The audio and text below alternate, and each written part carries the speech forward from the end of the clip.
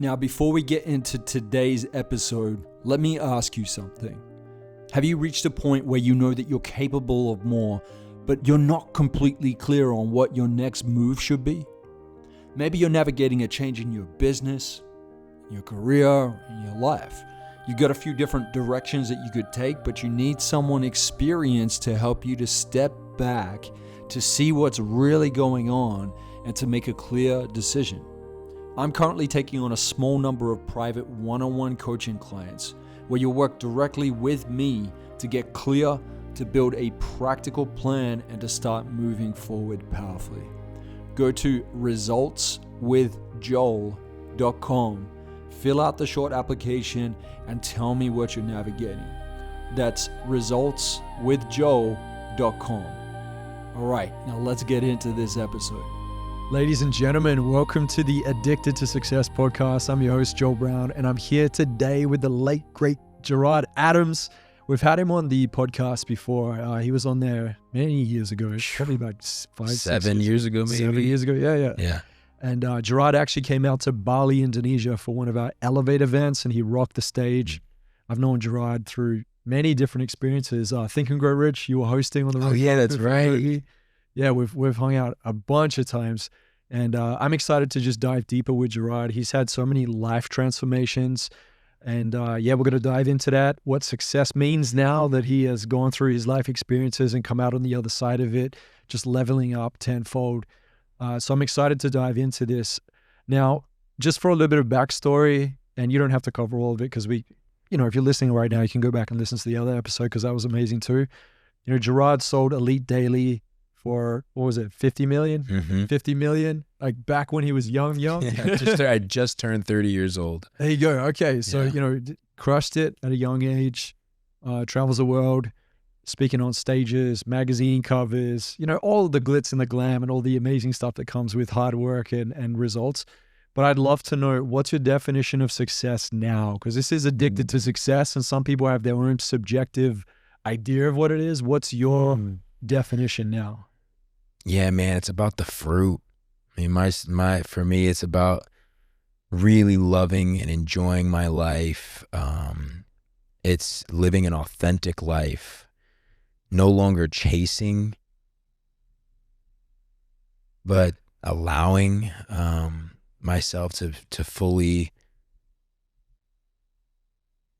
embody what it means to be a man of God, to be a great father, to be present, to really be present. Like, success to me is presence, and really be present. For so many years in my 20s and my 30s, it was like really about hustle. And there's something about the hustle culture that's like, I feel like been like almost like a fad, like kind of like when it was cool to like have the Lamborghinis and showcase that, and then all the things on the Instagram. And I think like more now than ever for me, success is what you don't see online. It's like the moments I have with my daughter, just watching her, seeing her evolve, paying attention to just her little soul growing, and loving my mom and dad, and knowing that like they're not going to be here for forever, and they're getting older, and just being a great brother, being a great son, being a great man, being a great father. And then, doing everything I can to continue to be an example for the world. Not just in what I do, but more so like who I be in the world. My actual like character and how I walk and how I talk, and what I embody. That's a lot of fruit, man. Yeah. That's a fruit punch bowl, right? Yeah. So you shared at the start of this here, you said the word allow. So if you're allowing now, what do you feel like you weren't allowing before? Let's get to know Gerard. That's a great question. I mean, I think I wasn't allowing, give me a second.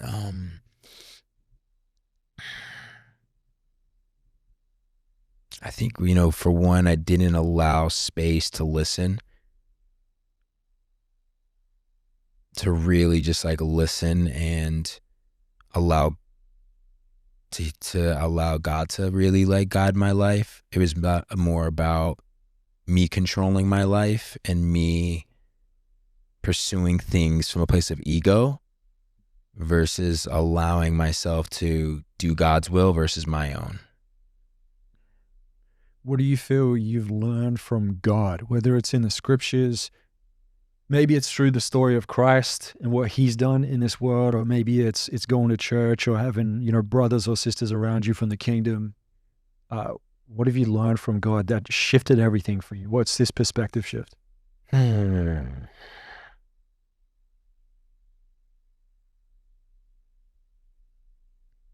I mean, honestly, like, God is great. Like, he's benevolent. Like, he wants what's best for my life. And like, just really, I get to just fully trust in his will. And that, like, it's like that statement of, it doesn't happen to you, but really for you. Like, yeah, it really resonated in the sense of like all the hardship.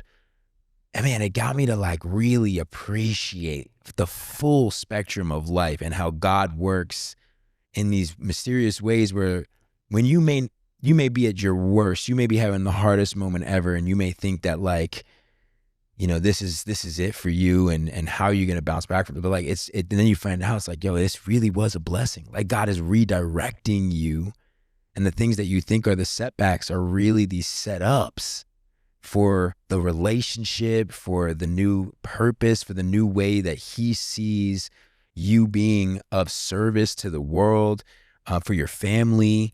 And so I kind of forget what the question was, to be honest with you, but like, that's just what comes through. That's what you've learned from God so far. Yeah. That's powerful, man. That's powerful. I know sometimes people use the word God flippantly, like, oh, God. But I can tell, especially over the years, you've gone deeper into what does that actually mean, and who is God as well, which is really awesome. And, go check out Gerard's Instagram or Facebook. You'll see posts on there and see how his journey has evolved. So look, $50 million at a young age, right? It's quite a lot to hold, right? Especially for a 30-year-old. It's like, what do I do with all this? Maybe you could share with us the biggest mistake you made with your money, right? Biggest loss, biggest like, oh, I can't believe I did that. And then biggest win, like, oh, I put it into something really smart. I utilized it for a great impact, something that was really fulfilling. You could share a loss and a gain. What would that be? Yeah, I would say the loss is something that I just recognized recently. And it was really not a loss, but a lesson. I think at the end of the day, they're just, lessons, and we get wiser because of them. But I feel, because I had money wounds growing up, and that was actually my second 8-figure business. My first 8-figure business at 24 years old crashed and burned, and the stock market collapsed, and I had lost like 20 million in the market, and I just felt like such a failure. And so there was this part of me when I had the next exit that was so scared and had this scarcity of, I'm going to lose it again, and I don't want to lose it again. So I tried really hard to control it. And then what I also did was, I didn't want the control. Like, I was like, I'll end up losing it. So let me put it in this trust, and let me give someone else, the reins, like an investment banker, to like make decisions for me. And in hindsight, I recognized that was just fear and scarcity, and it like will manifest in actually losing it in that way. And so for me, I realized that like giving myself the confidence to know that like, no, you know what you're doing, you learn from that, and take control of of the money, and saying like, hey, like you have the ability to know how to invest this. And I think I gave that away. And I've been investing for 20 years of my life. And so I just, looking back, I'm like, I could have actually been smarter with how I'm investing this money, instead of just putting it in a trust and trying to preserve it, versus like take more risks, make smarter investment decisions on my own. And the best thing that I did was I used it for impact. And I went back to where I grew up, New Jersey, and I built an incubator to help a lot of young entrepreneurs and minorities in the community that didn't have resources to learn about entrepreneurship, emotional intelligence, financial literacy. and brought people like Eric Thomas and Lewis Howes and Tom Bilyeu and all these like legends that otherwise wouldn't have come to the hood in Newark, New Jersey, and gave a lot of these young kids and youth access to these great minds, and invested in them and helped build up that community. And I'm really proud of that work. I love that. That's awesome. So you're a coach, you're an entrepreneur, and you're a speaker, and you're many, many things, but you're also a coach. I know that you run retreats, right? You speak at a lot of events, you have online programs and so on. Where do you see the coaching industry going? Because there are a lot of changes happening right now, right? Like people are getting better at doing things online. Yeah. The advertising space is like full of sharks. A lot of people are competing for ad space, and like AI is coming into play. So where do you see the whole coaching industry moving? It's definitely getting a lot harder. And, I feel like from when I started doing a lot of coaching till now, I think there's a lot more shit online, and a lot more people that are a little more skeptical. And so you need to be really great. I think right now it's like where I see it going is if you aren't truly an expert at what you know and authentic and have quality, a quality product and real transformations, and you're really living it and you're embodying it, you're not going to last. Like it has to be really something that you're fully embodying. And I think with AI, which I think that's helping to democratize a lot of this wisdom and this knowledge. I think it's becoming super accessible. So now it's like you can use ChatGPT and AI to be your mentor. I mean, it's actually really cool because people are actually using it now to actually have Jesus mentor you. Like you can literally now like go on there and like, ask questions about scripture. And, my friend created something called Christo GPT, and like, you're like going and having a conversation with Jesus, and it's all based on like scripture. And it's like, to me, that's really exciting. And so for someone who can't necessarily afford that like high level coaching experience, they can still get access, and they can still get a lot of this this information that is out there and practices. And so I think that's really exciting. And I feel like there's an opportunity to innovate. And I think that's something that I'm really thinking about is like two things, like how do we innovate and how do we leverage AI even more for people that are looking for ways to optimize. Like for instance, like with my men's mastermind, I'm using AI to help these men to learn how to optimize more of their health, and like leveraging it for ways that we can understand our health even more, and going into biometrics and going into understanding even more of like each individual. And I think in-person events is the other thing that's going to be really important in a world where everything is so tech-based and everything is so online. I think I've said this for a while, but I still believe like offline is the new online, and I still believe that like people really crave amazing events. And there's just something that happens, like, I feel like God really enters the room when you can bring people together and you have a great experience. Like Elevate, when I spoke at your event, I mean, something happens, right? Just like the energy of the room, the who shows up that's magnetized, is just like a really unique experience takes place in person. So I think that is something that that coaches need to continue to be creating. Yeah, I like what you said when you said you have to be actually great. And that's, to me, because a lot of people would freak out and say, oh no, AI is coming. Oh no, people are going to be able to replicate or just fabricate some information and make themselves look good. But that only lasts for a little while. You can't maintain it long term. You can't make a career out of that. You have to actually be great at what you do. And I feel like events are incredible for that, because it puts you on the spot, live on your feet. There is no retakes. You can't go and edit that out. You're on the spot. So yeah, that is a massive positive that you're shedding light on there, is how do we become greater at that? What do you think makes a great coach or leader that's running a retreat or event? What if someone's watching this or listening to this right now and they're like, yeah, I've really maybe they've been coaching a little bit, maybe not. Maybe they have been coached and they've had a vision or a snapshot of leading people in a room or breakthroughs. What do you think it takes to take someone to that place of transformation? Because it's a lot of different things. Yeah, it's a great question. What does it take to be great? Especially in person. And I've been doing retreats now for, I think it's been like close to 10 years. And there's so many variables. I would say the first thing that came up was like presence. Like a great coach is a great listener, and he cares about so deeply. He knows every person in the room. He knows them by name. He knows their stories. He knows their blueprint. He knows where they're coming from. And so he's really, or she is really paying attention and knows and deeply cares about those souls that are coming into that room. And so real presence. I mean, for the point, every person that walks in there, they're getting greeted, they feel seen, a great coach has every person feel super, super seen when they're there. And they're asking really great questions. The second thing that came through was team.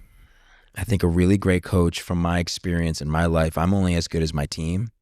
And so my retreats and my experiences are so phenomenal because of I shout out to my squad, you know what I'm saying? My team are just phenomenal. I mean, and so it allows me to be able to relax and be in my role and play that role, but know that I got other great coaches in that room that are paying attention to blind spots, and each one plays a very specific role. And I think a great coach has a great squad, a good 5 guardians in that room that are great coaches, that are diverse, that also have different stories, that can relate to different people. And so that to me is another big one. I think environment plays a really big role. I take a lot of pride in what's the environment that we're setting? Is it in nature? Is there great food? Really setting yourself up and setting those people up to win, where they can really relax. They're taken care of. They feel safe in that environment. A coach needs to be able to make that environment feel really safe. And that's not just in the environment physically, but it's emotionally creating a safe environment, right? So setting context. What are the rules of engagement? Why are we all here? What are the ways that we're all going to show up for each other, and really setting the tone for that entire experience. And so I would say those are some of the core elements. I know a lot of people right now I've heard people say this a lot more than usual. They're struggling to market themselves or stand out. And I know maybe the cliche answers a lot of the time is well, just post more content, or make sure you have fancy videos, or whatever it may be, create engaging content. It's okay, cool. This is all high chunk words, right? What would you say? Because you're an ace at marketing. Thanks, marketing brother. You've built really successful marketing-based businesses, and you've built other businesses purely through incredible marketing strategies as well. And I'm sure, as a marketer, you got to test. Marketing is testing, never stops, right? But how does somebody stand out in the marketplace now to be able to show they're different, to show their message, to show that what they do is actually great? Because I come across a lot of great coaches, but they just can't crack the marketing code. What are your thoughts on this? Oh man, thank you for this question. In 2024, because every year changes, right? We've got to keep adapting. Yeah, well, I would say even for 2025, I think coming into this 2025, I think the greatest superpower that we all have as creators and coaches 100% is authenticity. And I know we hear that word a lot, but I feel so convicted in this because I have finally been able to get to my own authenticity, which is a journey, we have to go through our own healing and integration to really find ourselves and find our voice, to feel so solid and confident in who we are, in our skin, in our flaws, in our imperfections, in our vulnerability, to the point where it's we're able to go there, but also we're not there where it's we're not owning our fucking power. You know what I'm saying? You're really in your power, you're speaking your voice. And I think we've seen a lot in this world, especially with everything that's gone on in the world politically and the wars that are happening. People dim their light. People are scared to be and share their authentic truth. But the ones that are bold, we already seen what's happened. We may not like Trump, but his authenticity has made him the president of the United States of America, in my opinion. Like, people like have voted for this man, I think, because you may not like everything he's doing, but at least he's authentic. He's not falling into the same category of just allowing the media to control him or whatever. Like, you can't control that. He's going to, and like, yeah, does he have narcissistic traits? Does he have things like, fuck yeah, bro. Like, yeah, 100%. But he's authentic. He's authentically him. And I think that, without getting political right now, that to me is like, if you can learn how to step into that authenticity, that's pure you. Some of the biggest podcasters in the world right now, we're talking like, they're reaching tens of millions of people, maybe even more, hundreds of millions. There are these people that are like, wait, why are people, like, it's crazy. You listen to them, some of them, or see them, and I'm like, I'm going to be honest, I'm like judging them. I'm like, yo, how are people following this dude? Like, what the fuck? But like, he's just so authentic, or, you know what I mean? Like, and women too, they're just so, these podcasts, they're so authentic. And then it's like a magnetization. And so it's like, when you're in that, you let go of, because I've been there, where it's like, you're trying so hard to keep up with the Kardashians, you're trying so hard to keep up with how everyone else is doing it, and you're stuck in comparison mode, man, and you're stuck in, fear of other people's opinions. And that's all this thing that I think just keeps your brand contraction. But when you go into that authenticity and you let go of all of that, man, full expansion, and your tribe finds you. Yeah, we were talking earlier. Actually, it was me and Jordan. We were talking, and essentially, one of the things that came up in the conversation was that you've got to be able to show different dimensions of yourself, right? And it's one of the things that, I got to be honest, I was really scared to put out my music, right? And you were like, man, I want to hear the story. Like, why did you do it, right? And I realized, wait, no, this is part of me too. And I was boxing my own self into Joel's the coach, and it's so dangerous to do that, especially now. I think we are moving towards what we call a multi-gig economy that Reid Hoffman, the CEO, the founder of LinkedIn, he's been right about so many things. And he's like, 5 years from now, we're going to have, most people are going to be multi-gig, which means you're not just a coach, you're a coach and maybe a copywriter, and maybe you're good at sales too. Obviously there's going to be people that only do one thing because they just excel so well in that area and they become the top of the top. But because AI is going to allow for so many people to be able to compete at a higher level, people are going to have multiple skill sets, right? And they're going to have to show multiple dimensions of themselves. They can't afford to just be the one-trick pony anymore. What are your thoughts on this? Oh, I love this, man. So on the money, dude. Like, when you said it, I was like, yeah.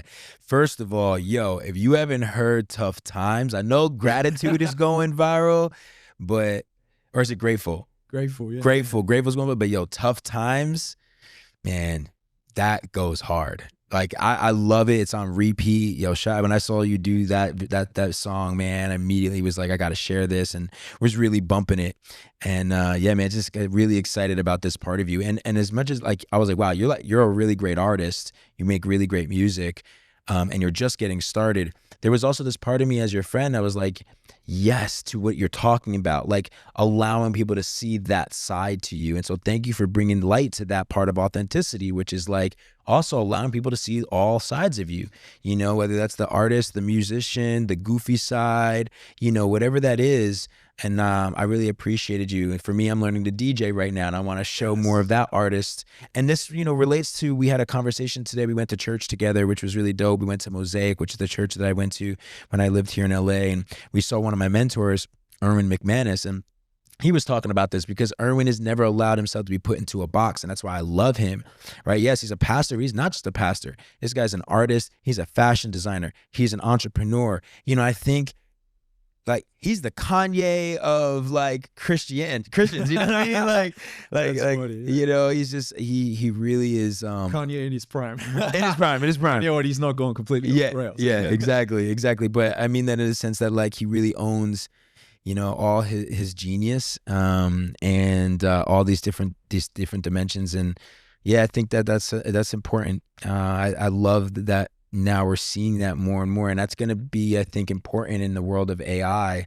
How do we, differentiate is, I think with AI, we can be so much more efficient with our time, and that gives more space, using that for systems and structure and whether it's copywriting or building processes, like as an entrepreneur, like I'm able to save so much time that used to cost me so much money, so much more time and help I can do in like 30 seconds with AI. So what do I do with that time? It's like I spend it with my daughter, but also allow myself to spend it with some of the creative projects that I've been putting off. Maybe you want to write that book. Maybe you want to create that song. Maybe you want to start painting again. Whatever that is for you. You want to do some comedy skits, and then sharing that online. And I think it allows people to find even more affinity for your brand. Yeah, you know what I find interesting as well, because I have seen you over the years promote programs about creators, right? You have Leaders Create Leaders, which is your YouTube channel and your whole brand around that, but also really supporting creators, whether you're an artist or a musician or, whatever, poetry, whatever it is, right? And I love that, because creativity at the core is a function of what God gives us, right? And the thing I love about art is it's subjective, right? And that's the thing I got to grapple with before I put my music out. Was the first wrestle was, what if it's not really slapping? What if it's not good enough? And the second one was, well, someone's going to find it good. Like if I like it and I enjoy it, I felt really good when I recorded it, someone else is going to enjoy it too. And sure enough, we were sitting in my car today and you were like recording and we were like jamming along to it. Yeah. And that's a feeling that I wanted to transfer. And so when it comes to art and creativity, do you ever feel that like you're creating something and it's like this transference of emotion that you're sharing with your people? And that's what makes it so exciting, is you no longer get to just keep it for yourself. Now it's for whoever wants to take it, right? Yeah. Wants to, run with it. Yeah, bro. Thank you for that reminder that God has given us this gift of creativity, and we're the only species on the planet that has this imagination. And this is something that Erwin talks a lot about, and not just an imagination, but like we have the ability to imagine things and then actually go and create them, And I think at church today, they said like, don't wait, create. That was one of the takeaways that I heard in the sermon. And just just like it's so much fun to create and to allow ourselves to tap into that inner child, to allow ourselves to just to create art, man, because art heals. Art is so healing. I can only imagine how healing it was for you to create that music. I would love for you to maybe offer, how was that for you? The little, the parts of you, what came up for you? And what was the healing that was created for you? Because I think it starts with you and then you share it, and then that healing can spread to so many others.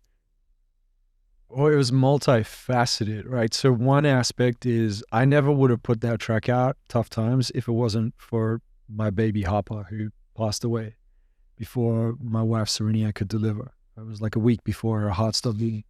And I briefly touched it there, but to be honest, man, my life was going pretty damn good up until then. Like I've had and when it did happen and just felt immense grief, initially I got angry at God, but then I stopped and I'm like, wait, God's done so much for me in my life, but I've forgotten to thank him for the blessings at times too. How self-righteous am I and prideful am I to get angry at him when something doesn't go the way I want, but I forget to say thank you when it does.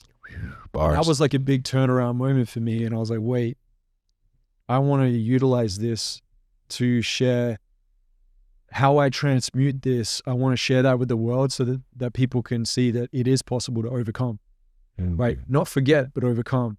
And Tough Times was a joint that I wouldn't have been able to record because life was going quite good. When I recorded Tough Times, I've had split feedback. I have people say Grateful is their favorite song. I love Grateful, so good. And then the other half of the people say I love Tough Times. And I always ask them why. And they'll say, I can relate to it. Whereas sometimes the people that only relate to Grateful, a lot of the times they're not really feeling tough times. Maybe they did it a long time ago, but they feel really grateful. So that's a beautiful thing about art and music is it's forever moving. It's like you can watch a movie sometimes, you don't really connect with it, but you watch it again and you're going through something and you're like, oh my God, that lands, it pulls the heartstring, Yeah, it's so cool. Thank you for sharing this because like even recently, I had 6 seasons of a show called Leaders Create Leaders. Joel was actually on the show and I paused it, but like just, a couple of days ago, like somebody came up to me like, yo, I saw episode 2 of season 1. I'm like, bro, that was so long ago, but it impacted his life. Yeah. And it's crazy, like you don't, we forget, but like that it kind of like ripples and it lives out there, the art, and you never know who's going to discover it at what point in time. And that's the beauty of God, like using us in ways that we don't even necessarily even know, but he's constantly working, man. And you put out that art and you put that out for yourself first, because it's something that is for you, but then it's meant for someone in the world, man. And like, I think that's the gift that we all have. Like, we're all such a blessing, and we all have this opportunity to create impact and to change someone's life, and I think a lot of times we can underestimate that. And, your art, your story, can really change someone's life. I love the conversation about creativity and art, because I do think that some people deny themselves from being able to go to that place because they're so busy with business, right? And that doesn't mean you can't have art in your business. We can't make business and art. But some people will stay in the structure and the masculine of business all the time. Like you and I know a lot of people, we were like that a lot too. Pushing, money, invest. It's very much forceful energy to try and climb the ladder to the top. But art, sometimes you can't even put your finger on it. You're like, I don't even know where that came from. You strike in the moment and it comes out of you. You're like a vessel in that moment. Sometimes you can't even repeat it again. It's perfect. You're in flow. It needs to. And it's a feminine type of flow. And in the Western world, these are just constructs that we use in psychology as feminine and masculine, but it helps us to understand the character of those expressions. So for you, because I know you're very good, especially when I look online, right? And I think a lot of people that would look at your Instagram account, if they scroll back far enough, they'd see Gerard with like the suit jackets on in like. I still rock the suit jackets, and that's okay. That's cool. But like, you were probably more leaning towards like the masculine, the structure, to get that money, all that stuff, right? But I've noticed you over time lean more into the feminine as well, and you've opened up. You've been more vulnerable. I know you personally, and I've seen you even at the events that we were holding together, and you like stand there with your hand on someone's shoulder and you're fully present. And a lot of people kept saying to me, man, Gerard's so awesome. He's so present. He's so, I think that's a great thing to have. It's not even a trait that only some select few have. It's people that are intentional about truly wanting to experience the fullness of life on earth as a human. So for you, what do you feel you do now to create more harmony in your life? Because you could quite easily slip back. I'm sure you do at times, slip back into hustle mode, and you go too far that way. You got to like correct yourself back. Wow. Is that the case for you? Sometimes you find yourself going through seasons of too much structural and masculine, or have you gotten good at the harmony thing? Yeah, no, it's a really good question. I mean, first of all, thank you for that acknowledgement. I take a lot of, pride in that presence. It's taken a lot of work to get to that level of presence. And I think that's what the world, especially women, crave more than anything in the world, is men that can actually be present, because we're so good at the hustle. We're so good of like, go, getting things done, taking action. But it's like the presence, man, that's the thing that's not talked about as much. It's so valuable. And I've recognized that. And in order to be present, what do you have to do? You have to slow down. And one of the hardest things to do as a man, particularly an entrepreneur, from my experience, is to slow down. And so it's a practice of learning how to slow down, to invest the time to truly be present. And I've learned this the hard way, bro. I've had to lose some really important things in my life. And luckily my parents are still here. But I've gone through some really hard losses over the last year, and recognizing that, like, how important it is, especially with my 2-year-old little girl. It's like, why work so hard? I've been an entrepreneur for going on 22 years. Like, what's it all for if I'm not really being present? I ain't going to be one of those people that I've seen online that's like, man, like, I missed out. I cared too much about being out there, conquering, making the money, doing the thing. And then I missed the greatest gift that God has given us, life.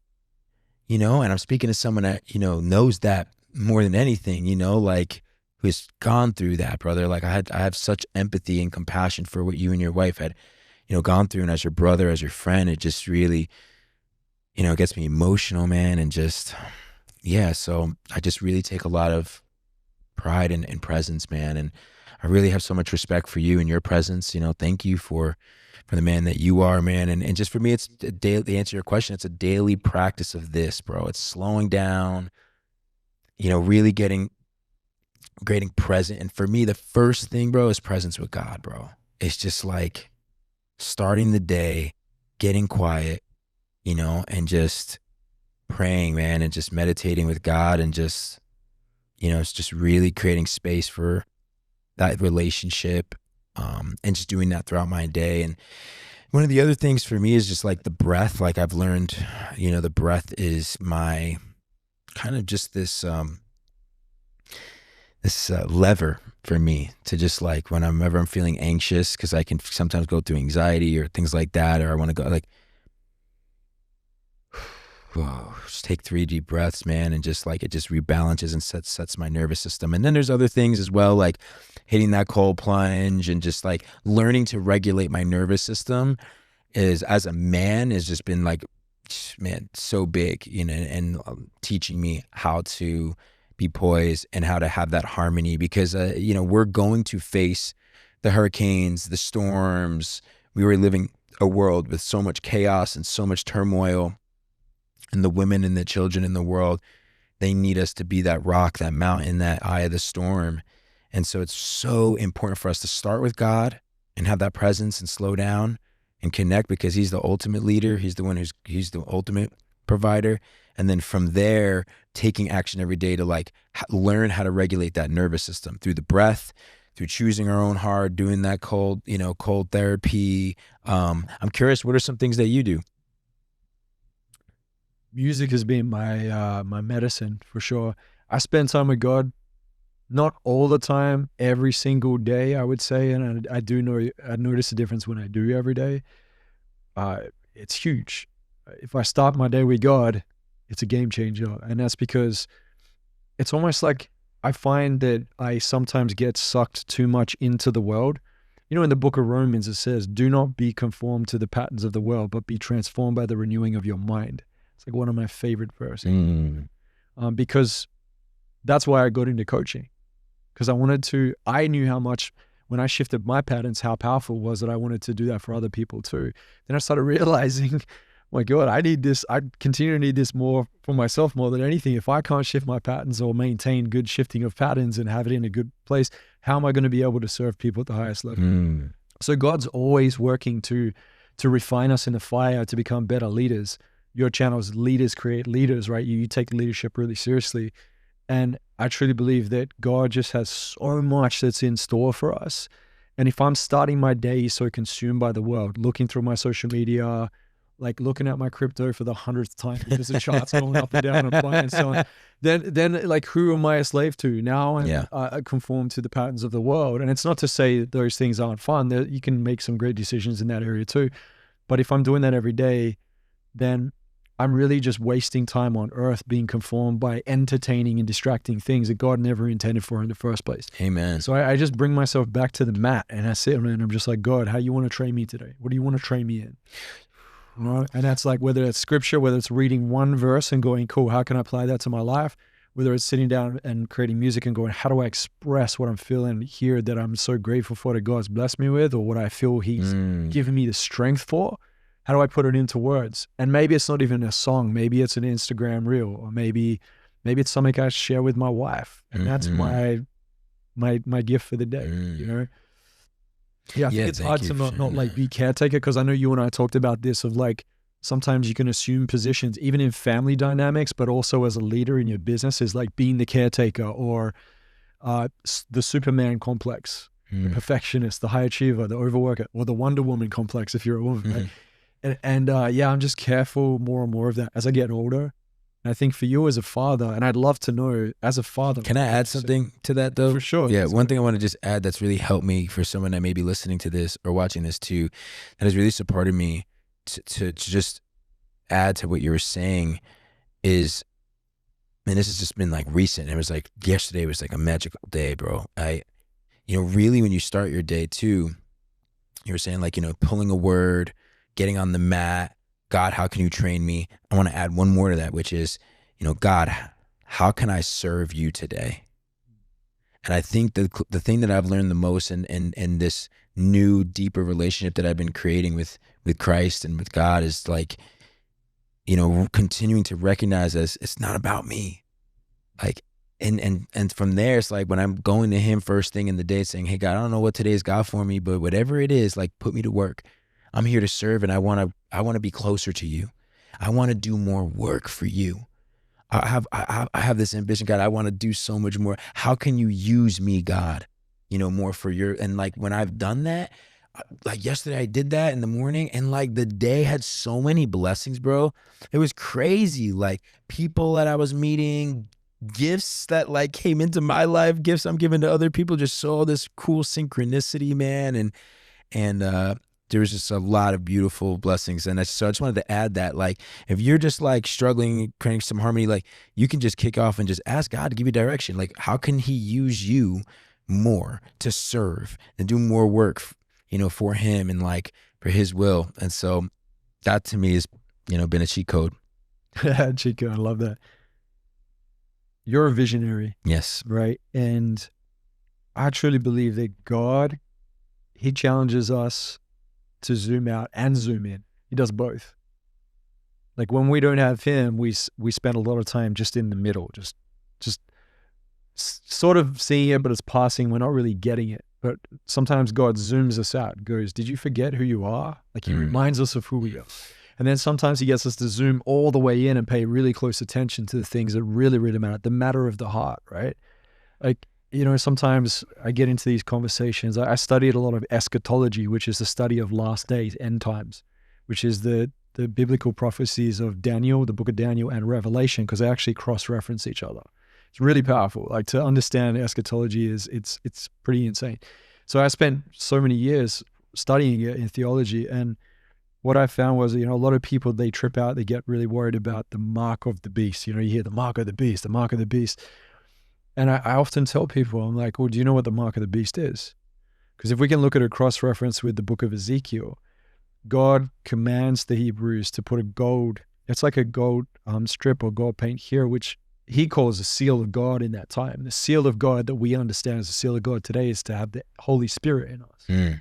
When you hear the mark of the beast, that is when it says the mark on the forehead and the hand, it's to worship in the mind and to do the actions and be in alliance with the beast system. That's what it means. Because Christ is not superficial. Yeah, there could be chips, there could be things or whatever going on, but he's not superficial. And so that in itself, just understanding that, I often look at it and I go, maybe God's not today wanting me to do this outlandish, crazy, huge thing with my business. Maybe he wants me to just pour love into someone today. Because the matter of the heart is way more important than a structural or superficial thing. As not to say that all business is superficial, but we can get caught up in the superficialities of everything. Sometimes superficialities and drama around relationships. Yeah, what's changed my perspective around business on that is like looking at my business and my life for the first time as ministry. Oh yeah. Like that has been a game changer for me, man. Like when all of a sudden like men are joining this brotherhood and men's mastermind, and like for me, it's not about religion. It's not about a specific spiritual belief. Like I am who I am, and I'm going to carry and wear proudly like my devotion to Jesus and where I stand as a man of God. But it's a place for any man who wants to be closer to God and wants to be a man of God, but maybe is curious, maybe he doesn't necessarily, or was curious about Christ or whatever. And some of these men that have been curious are coming into a safe container where it's like, we want to just become the best version of ourselves, health, wealth, love. And then there's this opening to have these discussions. And like, I've seen men come to God without me. Like, it's crazy, but like, that was an intention, but it was like God giving me that opportunity that, and when I saw it happen, when I saw someone at the last retreat, bro, come and literally, my shout out to Samba, bro. Like this dude he's the coolest dude from France. Like didn't really believe in God. Great man, had a really tough upbringing, man. Like, and yeah, at the last retreat, he's an amazing father, but he's like, yeah, man, since I joined the mastermind, now I'm starting to pray with my kids. It's really making a difference. I'm trying this God thing out. I'm like, and then he was like, yeah, man, I don't know what happened, but like, I found Jesus. And like when he said that and I found God, and again, this isn't about to try to make anybody believe in Jesus or, it's just me creating the container for God to do God's work. You know what I mean? Mm-hmm. And when that happened, I was like, I felt like, oh snap, my business, this work is like my ministry. Yeah. And that's been a game changer for me, man, to really think about it in that way. I know exactly what you're talking about. I've had times where I've had a business call that could be lined up, and then I have someone that's like, hey, can I jump on a call with you? I've got questions about God. And I'm like, I'll choose that over the business questions. Sometimes that happens. But there's like a bridge it happening lights me now. up. God's coming into business. Yes. We've it's separated the two, but now we're seeing that people are craving like, God being at the center of business. People want to see spirituality brought into business. And that's the thing that I think people are really craving. And that's just like what I'm standing for now. It's like, I'm not separate. I used to separate the two. And now it's like, no, this gets to be how we do business. And it's accepting wherever you're at, that's what I love about Erwin, and Mosaic, because it kind of started Mosaic. He said he didn't even want to even call it church in the very beginning, but it was really a place where, he created a safe place for people to come together. It doesn't matter where you're from or what you believe, a safe place to be able to come and to be able to grow, that want to become better and are curious. And, yeah, man, it's really interesting to see how God is working through business now. And That's cool. Yeah. Super Yeah. cool. And you're doing that too. I see it, the way that you've been building for your a business. long time, man. Yeah. 9 years now. And I remember I had no friends in the space that were believers. I got so many hours in the back, bro, but I didn't care because I was just so on fire for God. And maybe someone's listening to this right now. It might be a little bit hard to understand. It's like, why do these guys keep talking about God or Jesus? What's this about? And, between Gerard and I, like we've graced stages with some of the biggest names in the world. We've been in documentary films and magazine covers and penthouses that can kiss the sky and like luxury cars. And, we've had the things, the notoriety, and there's a reason why we're looking beyond that now. It does get to a point, I don't know about you, but I definitely got to a point where I was like, all these things I'm achieving, there's still a void in my heart. Mm-hmm. I still feel like there's something bigger, Mm-hmm. And that's the cool thing about God is there are no limits with God. He goes beyond what we can even understand. I think the big mistake we make as humans, because I know you used the word religion before and we could go into that, but like, I think one of the biggest mistakes that humans make is they try and put God in a box, right? And when you do that, you end up trying to define him for who you think he should be. You don't listen to what he says he is. Wow. So now we can't understand his true character, his true intentions. And that's a big mistake of religion. And when I say religion, because I don't want to bash religion per se, it's empty religion. It's punitive, punishment-based religion, which we as humans selfishly utilize as a vehicle for power and control. And if you look at Jesus, because you've mentioned Jesus quite a few times, he teaches something completely different. He teaches relationship. What is it about Jesus that you feel you've been able to learn about him and his way? Because here's one thing, right? A lot of people in the personal development space, and bless his soul, like he's on our podcast, Tony Robbins. I love the guy. He's amazing. We've met a bunch of times and featured. Changed my life. Yeah. But like hundreds of millions of people will follow Tony and listen to Tony. He walks on fire. Jesus walks on water. You know what I mean? Like Jesus was this poor carpenter boy that recruited 12 of the most unlikely people, tax collectors, fishermen, a prostitute, right? And to this day, over like 2 billion people around the world worship him. That's the most influential, right? Yeah, you talk about embodiment too. It's like it wasn't about like him even trying to convert you into it wasn't about religion or anything. He for me, it's you were kind of sharing this with me earlier, like when I was telling you about the man in the container that came to God, and just when I was creating that space, and you were like, hey, that's what Jesus did. He met people where they were at, and the thing that I feel I've learned a lot from Jesus has been his compassion and his ability to really care and have empathy and like meet people where they're at and accept them for where they're at and not judge them or need to, push this idea on them, but just meet them. And through his just pure love and essence and compassion for them, it invited them into a relationship. And then to me, that's been what I've been seeking more than ever before, is like just a relationship. And how do you build relationship? It has to be someone who really cares and takes the time, to like really care, and I think Jesus like really did that. And that's something I try to emulate every day, is not judge people and like realize that everybody has something for me. I can serve and support others every day, no matter who I meet. And because I think there's a lot of pedestals in our industry, and I got to be honest, I've been put on one, and I've been having to like dismantle that because I sold these companies and I got this influence. And, I try to tell people in my containers, I'm like, yo, if you got me on a pedestal, you better take me off of it, because we are no better or worse than anyone else. And, for me, it's like, giving glory to God. And, I really think that if you have a coach or you have somebody following, it's like, it's all about them. Like, got to be a little bit careful. People will be making themselves gods. We're not God, and so it's just really important that we like understand like our creator. And I think when we humble ourselves to that, like that's when I think, man, what Jesus can do in your life. And that's where I find like, also you can surrender, release fully, and like you're not chasing anymore. Like I used to be like, man, it's like one thing after the next mountain. Now it's just like I'm able to it's more of like a lifestyle, like every day that I'm, it's like, oh yeah, like Jesus, God's gonna do God. It's God, like he's got this. And I just remember like the burden it took, because I felt like you had to do so much for the world. You want to help save the fucking world with everything going on in the world. You want to do as much as you possibly can. And to know that like God's got that sword. So now we can be disciples of that.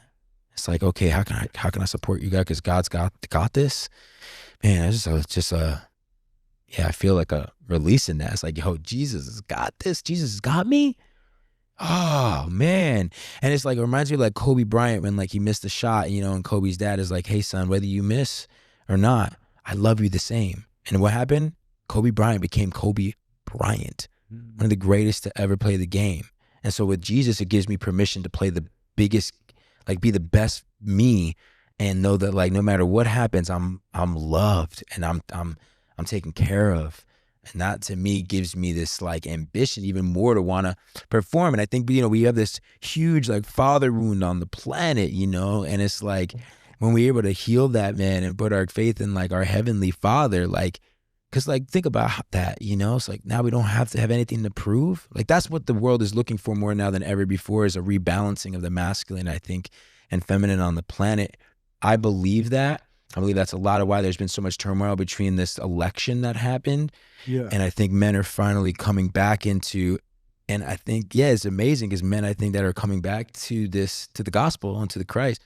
And women too, men and women, I feel like it's bringing a balance, but we are in a spiritual war. And I think though that those that are aligning back to Christ, I feel it's going to create more harmony, on our planet. And there's a lot of healing that happens in that. We can like let go of affliction of things that have happened with us, with our parents and things, and like really come back to those core things of forgiveness and compassion and like love in that way. That's something that I'm excited to see on this planet now, is this like this rebalancing that's happening. And because we need it, our families are being torn apart. The divorce rates are just through the roof. Like kids are suffering. There's wars. Like I feel, this is what's happening. I think God is really calling us back home right now. Have you ever seen The Map of Consciousness by David R. Hawkins? Yes. Yeah, I wouldn't say I fully agree with every aspect. I think right at the top it says like bliss or isness. I think Jesus is probably at that level. I don't know any human that's ever been at that level. But I do believe that, you know, we live in a world where the structures, the systems, the narratives are built off survival of the fittest. So it's like I'm willing to take from this person in order to gain and get ahead. And that's the ugly side of capitalism. It's the ugly side of Marxism. It's the ugly side of any system that has been designed by humans to try and somewhat create some sort of an agenda for some idea, which ultimately still takes from someone. We don't have a perfect system in the world. I think God's kingdom is the perfect system when we look at how that operates. Yet we as humans haven't been able to create that here on earth. Maybe that's part of our lesson as humans. So one day when we stand before God, we're going to be like, your system's way better than ours, because the best we did was democracy, and that was even built off distrust. It was all about popularity or rigging things or lying or manipulation, right? So we're learning a huge lesson as humans right now on earth. We're going to work with what we have. And sometimes it is tough, man. You know, you get brought up in a household, your mom and dad are doing the best they can, but you're constantly meeting this fork in the road as a little kid. You're like, oh, when mom gets angry, it means I'm not good enough. When dad walks away out of the house, that means I need to try and get his attention, so I have to achieve more success. And I do believe that the ugly side, the dark side of what we say here with addicted to success, we're all addicted to something. We might as well be addicted to creating something incredible in this world, success, whatever that definition is. But a lot of the time we have overcompensationary success, which is a result of not feeling good enough. Right. What do you do to increase your self-worthiness? Because you're around a lot of big movers, shakers, key players. You're often looked at as the leader. So how do you not let that get to your head? And like, have you ever done any sort of exercises or anything that you felt that, or even something reflective that you felt has really helped you to feel that you are good enough without you being prideful and ego-filled and edging God out? Because there's a thin line. There really is. It's like, how do I have respect for myself, but not love myself to the point where I become selfish and prideful? Does that make sense? Yeah. Yeah. It's a really great question. Really great question. I love how you articulate things. You know, recently I heard this story, and I can't remember exactly the whole story, but from my understanding it was, and maybe you do, because I know you've studied a lot of theology and the Word of God. And the story though of King Solomon, when he talks about he sent some of his helpers to, like, he wanted to create a signet ring, and he's like, hey, I really want a signet ring that will represent and be a reminder for me, like, when things are really fucking hard, that, like, I'm gonna be able to get through it, but also something that, like, when things are really, really good, that, you know, to not go too crazy and getting over my head celebrating that either, you know, that can kind of keep me level-headed. And they went out and they were trying to figure out what the heck this ring was going to be, and essentially the story comes to, they found a philosopher that came up with "this too shall pass," and that got put on a ring, and that got put into, from my understanding, you know, the scripture. And I just thought, when I heard that story, I was like, oh wow, that's where that, you know, that passage came from. This too shall pass. And I always looked at this too shall pass from a place of, like, oh, when something's negative, but it's not. It's really to keep you even keel, when not just when things are hard, but also to help you remember that even when things are really good, this too shall pass. Yeah.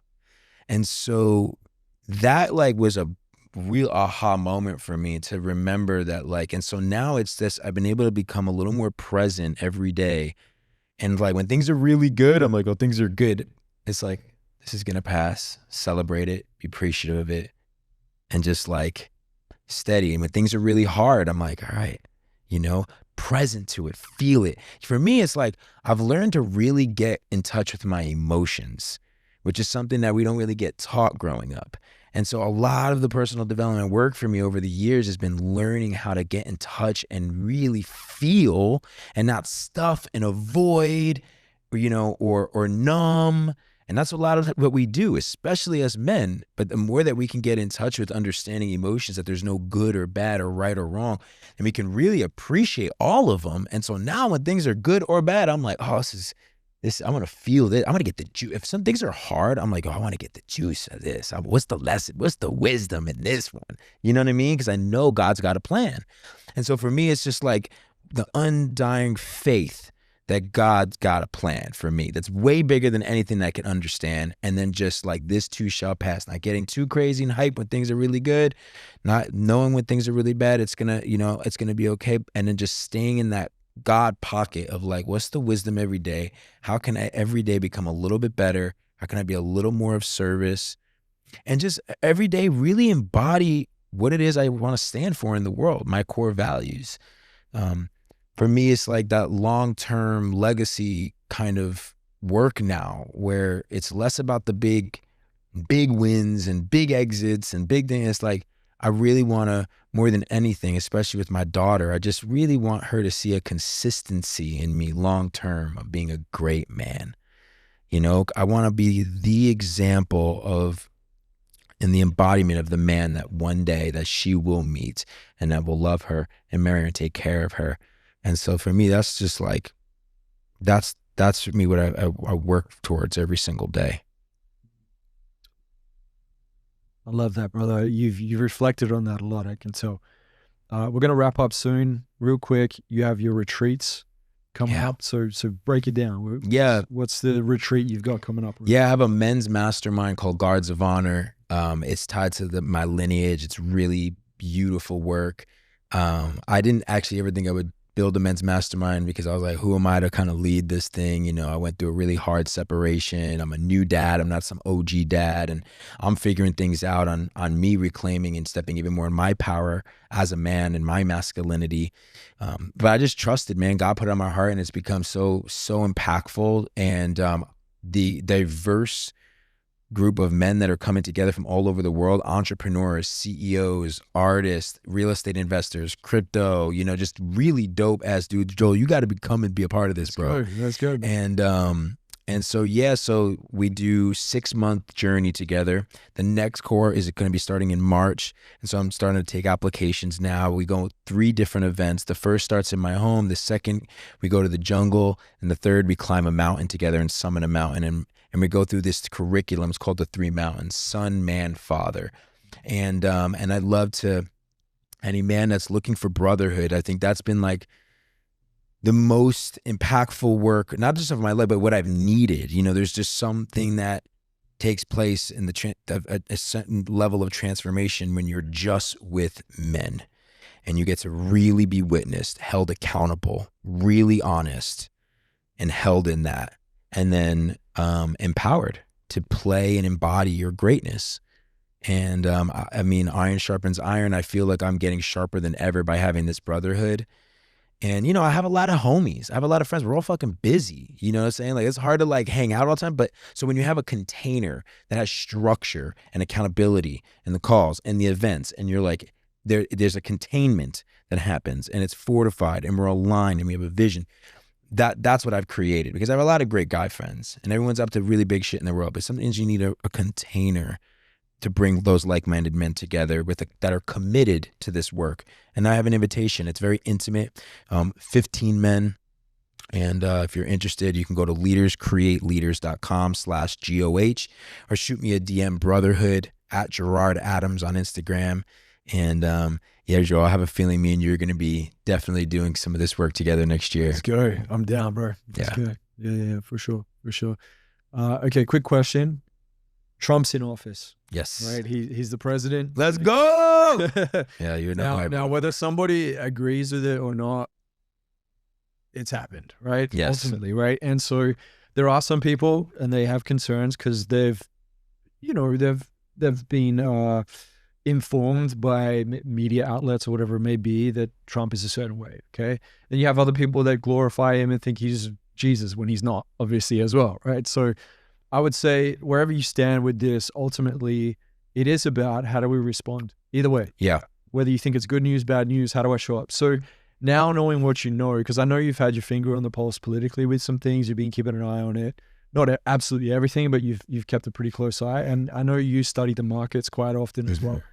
What do you think that we could do as entrepreneurs or aspiring entrepreneurs that are listening right now that are like, okay, cool, whether I agree or not that Trump's in office, what would be the best way to play the next 4 years? What do you think based off what you've heard so far? And I know this is like early days, so maybe just a quick 1 to 2 or 3 bullet points of what you think would be helpful for people, considering the fact that he's now in office. What's hopeful and what would be a good idea to possibly step into moving forward? Yeah, definitely.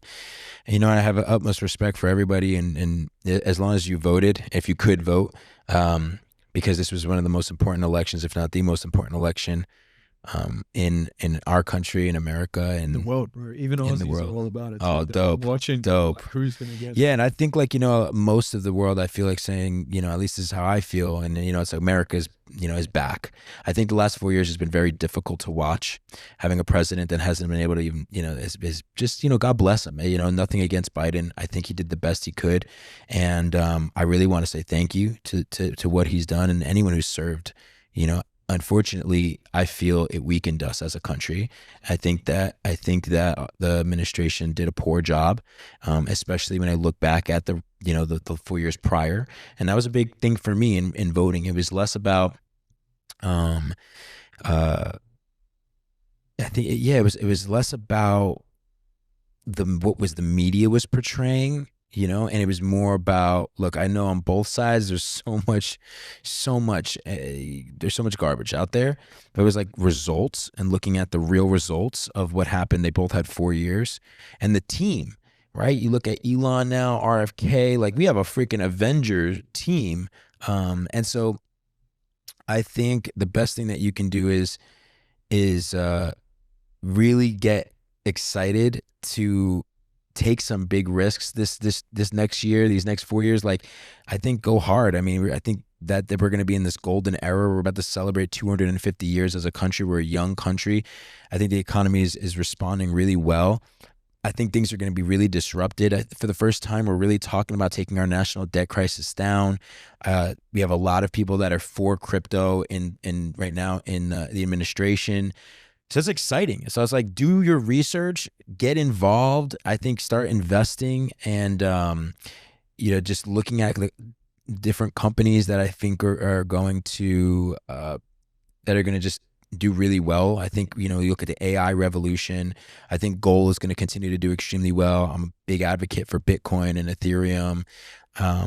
I think back, I'm like, man, like, this opportunity that we have at this point in time is remarkable. We're in the largest wealth transfer in history happening. So like, you got to get in the arena. You got to get in the game. So if you're listening to this, like, get in the game, start going out. I think it's a great time to be entrepreneurial. Leverage AI. Don't get caught in the fear.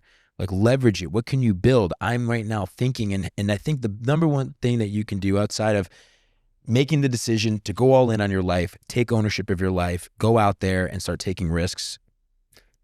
The second piece is you got to get surrounded with people that are going to be playing big. So you got to like look at your surroundings and look at your friends and like join a group. Like, to me, I'm excited because within the brotherhood, we all want to, we're not just all talking about spirituality and God. We're like, look, we want to be rich. Like, you know what I'm saying? Like, we want to make money because God wants that for us. Like, for us to truly become the men that we're meant to be, we got to be rich. We got to have money. Because why? Because it's like, that's how we do good in the world. That's how we store that money. That's how we take care of the women and the children. That's how we actualize our highest potential as being a man. And so it's like, get into groups like that are talking about money, that want to make money. Money is good. We've been taught it's greedy and it's bad. And yes, it's been manipulated for power and greed and corruption, but it doesn't have to be the way forward. And now we have people that are saying, now we'll see if it's true, but I really believe in Elon, the greatest entrepreneur that we've seen in our time, that genuinely cares and is doing crazy cool shit, right? So it's like, we now can actually go out there, and I have friends that are 30 years old that are billionaires now because they made the right moves at the right time. So don't get it twisted, yo. There's people out here that became billionaires when they were 50, 60 years old. There's people that I know that did it like at 30 years old. Because why? Because they actually took those risks. One, you're surrounding yourself with other people that are having these kind of thoughts, that are taking risks, that are talking about ideas, that are talking about taking action. 3, you got to be sober. If you are wasting your time drinking alcohol, doing drugs, going out there and continuing to just get all hallucinogenic and all this stuff, dangerous place. Right now is the time. That's why with my mastermind, I've done all the plant medicine and I've done all those things. It's great. It played a role in my life, but now it's like sober right now. It's integration. It's connecting truly right directly to source, to God, taking action from there, being sober, mind, body, and soul, get into the healthiest shape of your life, because a healthy body, healthy mind, you're able to just think clearly and be productive. And from there, you're going to execute more. It's just facts. You're going to create a better life and you're going to feel better. And so just get healthy. Now's the time. We got RFK Jr. trying to take out the FDA. You know what I'm saying? We're talking about making America healthy again. I mean, about time. So like, get healthy. It's such a fun time, even with AI, to learn more about, just longevity, vitality. And so, man, as you can see, I am so hyped up, bro. This is the golden age, man. Let's go. Let's get rich. Let's get wealthy. Let's be healthy. Let's, do God's work. Let's create an impact. Let's play all out, man. Let's live our legacy. And so, yeah, man, let's do this. I mean, look, it's always been work with what you have, right? And I know your mindset was like this even when Biden was in office. Right? Man, I was depressed at that point, man. It was tough, bro. I mean, it was different. It was different. But still, it's like, and this is the thing I think. Yeah, but look, no, seriously though, it was depressing. Because your leader matters. Your leader matters. Like America wasn't the same. You're gonna see a big difference in our country, I believe. I think that's what people need to see, is they need to see, even if you don't like him right now, and you don't ever have to really like him if you don't want to, right? Obviously. But I think with anything, it's show and prove. It's like, if he says he's going to create a shift, let's see what happens over the 4 years. Do things shift? Are you noticing your grocery prices come down? Have you noticed that it doesn't cost you as much to fuel your tank in your car with gas? Are you noticing that you're now able to be supported more with your entrepreneurial, ventures? Is it lifting the culture and the morale, right? Obviously, all these things are important things. No president is perfect. No president is going to get every single box ticked. No one ever has. It's unfair to think that it's going to be the case. And it's unfair we don't know. It's going to be so clean. Everyone has a past. Everyone has things they've experienced. Right. And we don't know what's going to happen too. I mean, who knows if the next fucking monkey COVID happens, or God forbid, another assassination attempt. Like we don't know what's coming. Things are always going to come though, and that's why, like, most importantly, man, you just, Jesus is King, man. Yeah. Because then it's like, because you got to prepare. Also, you got to just be prepared, for the next storm. But for now, we in the golden age. Let's go. Yeah, King Solomon says there's a time for weeping, a time for joy, a time for sorrow, a time for pain. You know what I mean? Mm-hmm. There's always those seasons, like you were saying. Yeah. So anyway, we're going to wrap up. I end every interview with this last question. If you were to deliver your last 30-second speech to the world, what would that last 30 seconds sound like? Wow. Okay. Thanks, Joel. Figured. Just off the cuff, man. Tony Robbins was the same. He's like, let me. Come on. And then he just dropped it. Yeah. Whatever comes to your heart, bro. Whatever God speaks through. 30 seconds. Just remember, you can't take anything with you. At the end of the day, it's the hearts that you touch every day that matters most. Your family, your loved ones, your friends, the people that you meet. So take the time to care, take the time to love your life, and give that love to as many people as you possibly can while you can. And stay in gratitude, because this life is special and not many people have it, and so many people would do anything. They would give up thousands, whatever they had, just for one extra day. And so appreciate it, grateful for it, and cherish it, and live your best life, whatever that is for you. Don't get caught up in what other people think and what other people project or what other people tell you success looks like. Create that success and what that success is for you. Stand for it, believe in it, go after it, and share it. God bless you. And always remember, leaders create leaders, not followers.